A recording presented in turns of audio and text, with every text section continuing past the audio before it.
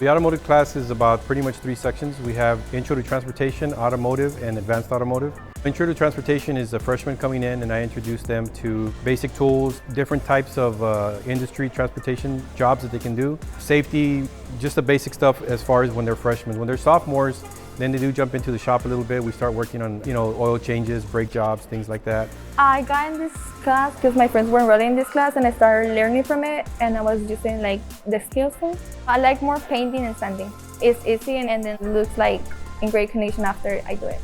We don't just learn the basic stuff here, we actually go in depth, take motors apart, engines, transmissions, suspension. We do alignments, brake jobs. So when they get out of here, if they don't decide to go into the industry, they can actually maintain their own vehicles at home. After high school, I'm not planning to take automobile classes, but I feel like I'm learning something from this class that I can take in the future. I feel proud of myself.